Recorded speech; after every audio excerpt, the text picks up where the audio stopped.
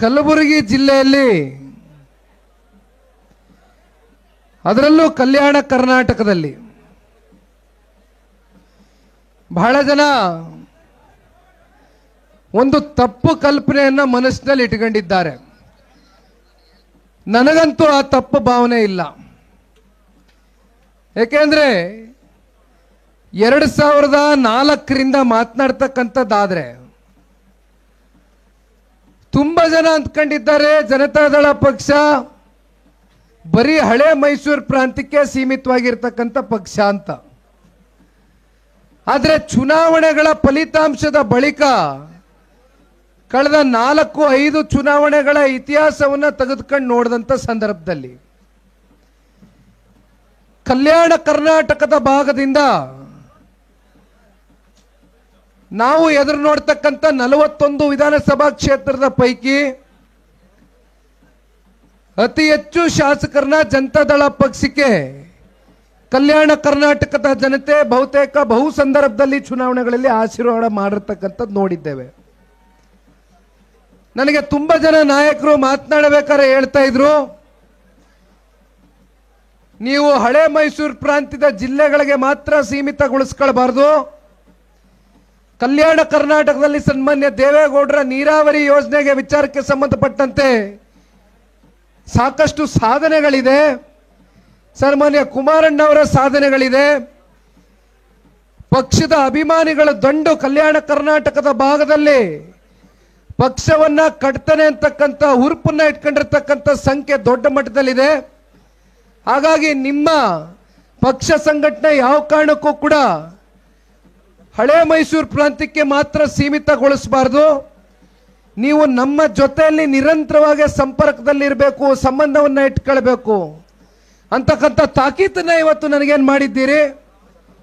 100ಕ್ಕೆ 100 ಯಾವ ಕಾರಣಕ್ಕೂ ಕೂಡ ಕಲ್ಯಾಣ ಕರ್ನಾಟಕದ ಭಾಗದ ವಿಶೇಷವಾಗಿ ನಮ್ಮ ಕಲಬುರಗಿ ಜಿಲ್ಲೆಯಲ್ಲಿ ಇವತ್ತು ಆಗ್ತಾ ಇರತಕ್ಕಂಥ ಅನ್ಯಾಯ ಏನಿದೆ, ಶಾಸಕ ಮಿತ್ರರು ಮಾತನಾಡಬೇಕಾದ್ರೆ ಹೇಳ್ತಾ ಇದ್ರು, ಕಾನೂನಿನ ಸುವ್ಯವಸ್ಥೆ ಇವತ್ತು ಕಲಬುರಗಿ ಜಿಲ್ಲೆನಲ್ಲಿ ಯಾವ ಮಟ್ಟಕ್ಕೆ ಹೋಗಿದೆ ಅಂತಕ್ಕಂಥದ್ದನ್ನ ನೋಡ್ತಾ ಇದ್ದೀರಿ. ಯಾವ ಕೊಲೆ ಪ್ರಕರಣಗಳು ಪ್ರತಿ ದಿನ ನಡೀತಾ ಇದೆ. ಆದರೆ ಇವತ್ತು ಇಲ್ಲಿರ್ತಕ್ಕಂಥ ಅಧಿಕಾರಿಗಳಾಗ್ಲಿ, ಸರ್ಕಾರ ಆಗಲಿ, ಆಡಳಿತದಲ್ಲಿ ಕೂತಿರ್ತಕ್ಕಂಥ ಮಂತ್ರಿಗಳಾಗ್ಲಿ ಎಲ್ಲರೂ ಕೂಡ ಕಣ್ಣು ಮುಚ್ಕೊಂಡು ಕೂತಿದ್ದಾರೆ.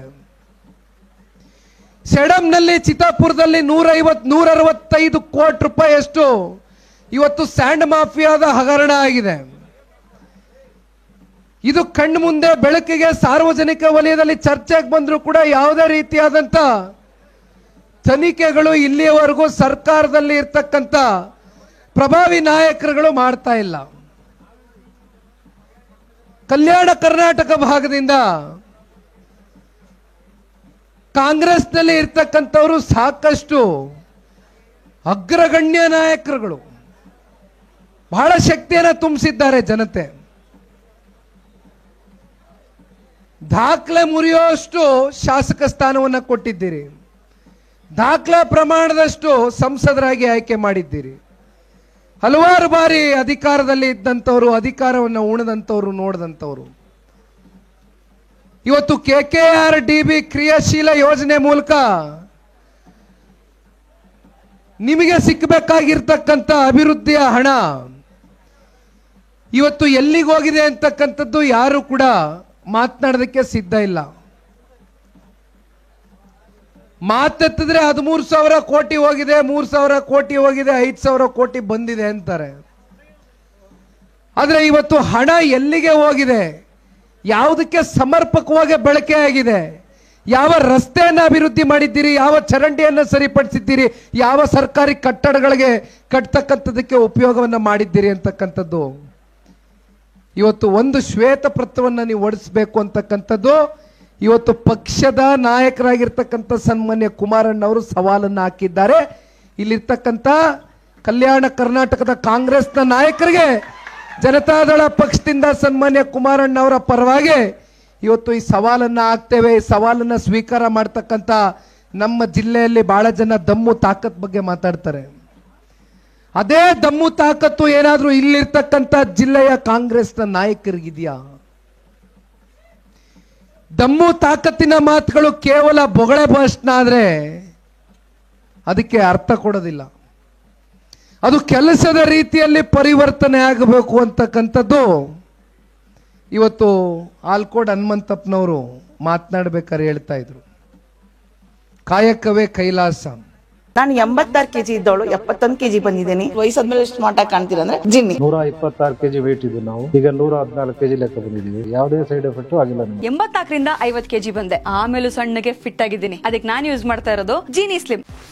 84ರಿಂದ 50 ಕೆಜಿ ಬಂದೆ. ಆಮೇಲೂ ಸಣ್ಣಗೆ ಫಿಟ್ ಆಗಿದ್ದೀನಿ. ಅದಕ್ಕೆ ನಾನು ಯೂಸ್ ಮಾಡ್ತಾ ಇರೋದು ಜೀನಿ ಸ್ಲಿಮ್. ಸಣ್ಣ ಆಗಕ್ಕೆ ಜೀನಿ ಸ್ಲಿಮ್ ಯೂಸ್ ಮಾಡದೆ ಹೆಲ್ದಿನೂ ಅದೇ. ನೀವು ಸಣ್ಣ ಆಗ್ಬೇಕಾ, ಹೆಲ್ದಿ ಆಗ್ಬೇಕಾ? ಹಾಗಿದ್ರೆ ಜೀನಿ ಸ್ಲಿಮ್ ಯೂಸ್ ಮಾಡಿ.